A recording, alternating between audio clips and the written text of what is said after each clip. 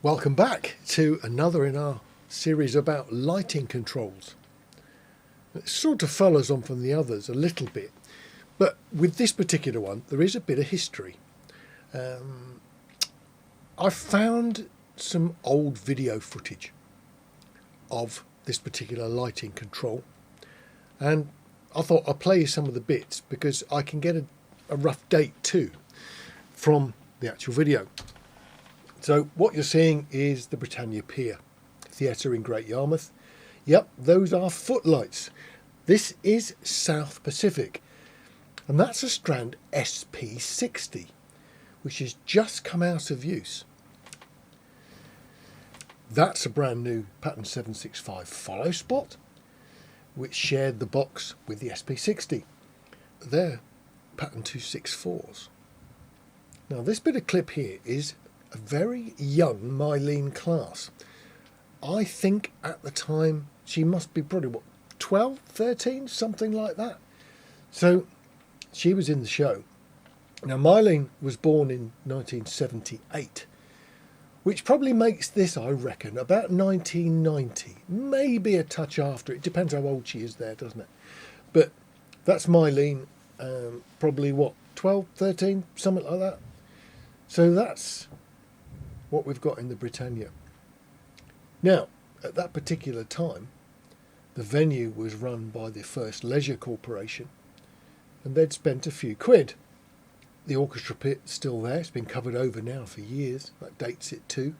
And there in the lighting box is the M24 they bought, with the FX board as well.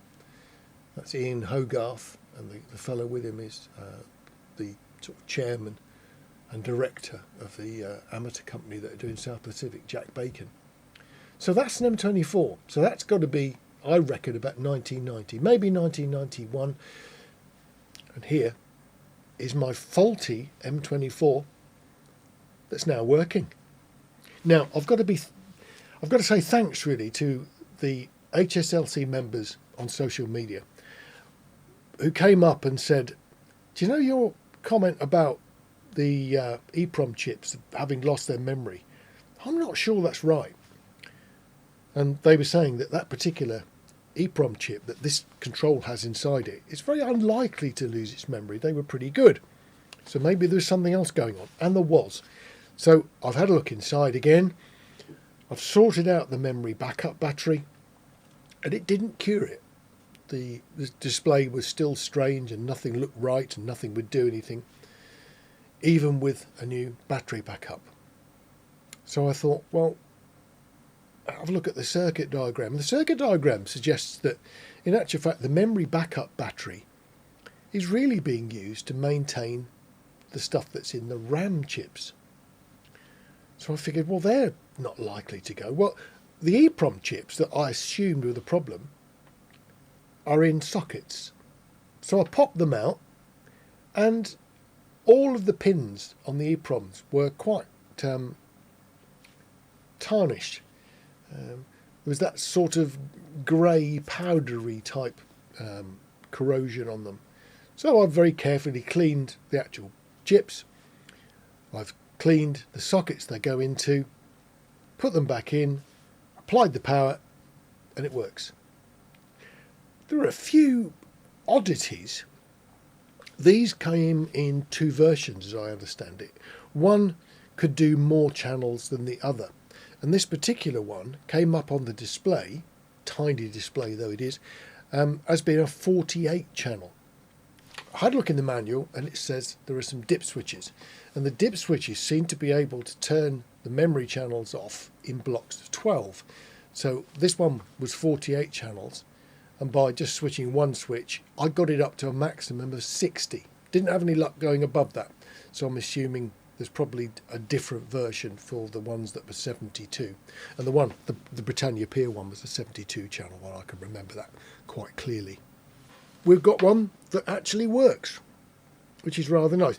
The display by modern standards is pretty poor because it doesn't use VGA and anything. It just uses black and white, and it's a conventional 625 line video output. So while that's not too bad when they're not highlighted, if you start to program it, so if I say channels 1 through 60, you have to say at on these. You can't take a shortcut. At, and then full. You get that block thing that comes up and highlights the channel that's under control. You can take them up and down with the big wheel, which I really like this big wheel. It's a super thing. And this particular designer wheel was very popular on Strand's early controls of all prices, I note.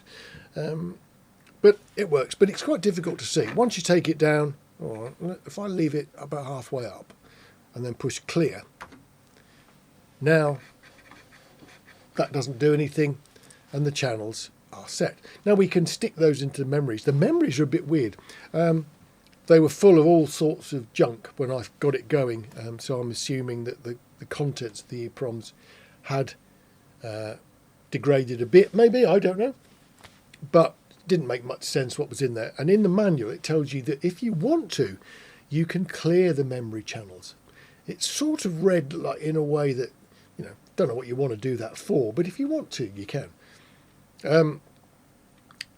So to clear the memory channels was just a case of put it into memory mode. You tap in 1 through, and I did 99. Hold down the shift key, push the record total button, and it wipes the memory. But it does them one at a time. And watching the display click up took quite a while to get through all 99 memories. It's basically sort of writing every single memory with an empty state, which is good. This thing also had a memory backup feature to cassette tape. So, yep, you could attach a cassette recorder, a bit like the old video games. You remember the old video games connected to an ordinary cassette recorder, and you could save and load things from cassette? We can do that on here. So you could save it to tape. You could then, if you wanted to, check that it had actually managed to save it properly, because a bit of dropout on the tape or dirty heads and you've lost your show. But I don't have a cassette recorder, and so I haven't done that. But it does seem to be working perfectly well. In the video at the Britannia, they actually had the old dimmers that were with the SP60 control, so they were STMs. So they had 3 racks of STM dimmers, and when they bought one of these, they added a 12-channel, more modern rack. So they actually had 72 dimmers, and with the multiplex system running through the old protocol, which was called D54, this thing could control 72 dimmers. My one here is limited to 60. I can't make it go any higher. But it's working. It's pretty normal in programming terms. You have to remember to push the channel button. So 1 through 10 at full. This time they light up, and then you can change them to different levels. If we now do 50 at, let's say, let's do full again. Put that down in the middle somewhere. We can start to put things in. We can build up stakes. You have to remember, without the REM dim feature that we will take pretty much for granted, you're going to need to do 1 through 20 and then remove those. Pressing clear removes them from the programmer, like a lot of desks does, but leaves the ones that are illuminated on the screen active and lit up. So to record those into a memory, you have to hit the memory button. Let's put that into memory 25. So memory 25, and then you push record total. The switch next to it, record blind.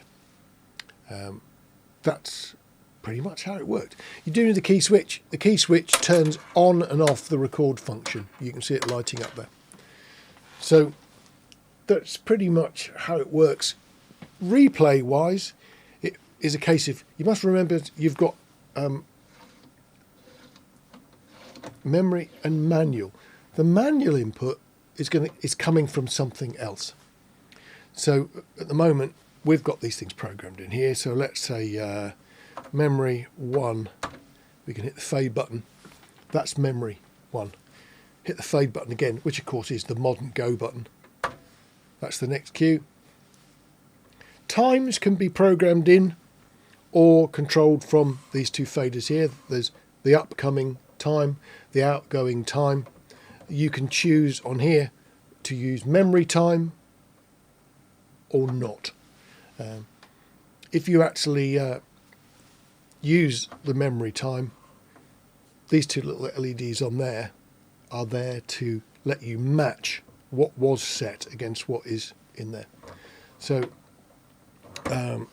obviously the faders, if you want to do the next cue and you want it to do it at the same time, it's handy to know where they were, so the match time will let you do that. Fairly straightforward. Let's do the next one. What we got there, yeah. And then we come on to the clear one. So that's memory 4, that's memory 5, 6, 7, 8, 9, 10. Yeah, that's that one we did a little while ago. So there we go. It works. Things go up and down. And it was a really quite straightforward fix. I stuck in a memory backup battery. That's then charged by the circuit. The memory backup battery keeps stuff in the RAM and keeps the whole thing quite happy as far as I can see, because without it, it doesn't work properly, as you'd probably expect.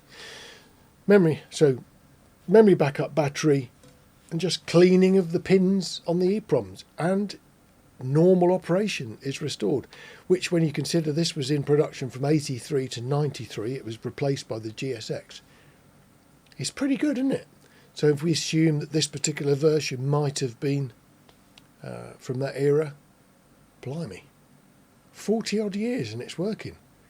There is hope. I suppose now I'm going to have to start looking at some of the other desks that we've got and swapping memory batteries on those and seeing if I can restore some of the software on those. So it's been a good week. We've managed to get one ETC going, we've got the GSX going, and now we've got the Tempus M24 going. So I'm doing quite well. I'll see you on the next video, hopefully. Look after yourselves. Take care.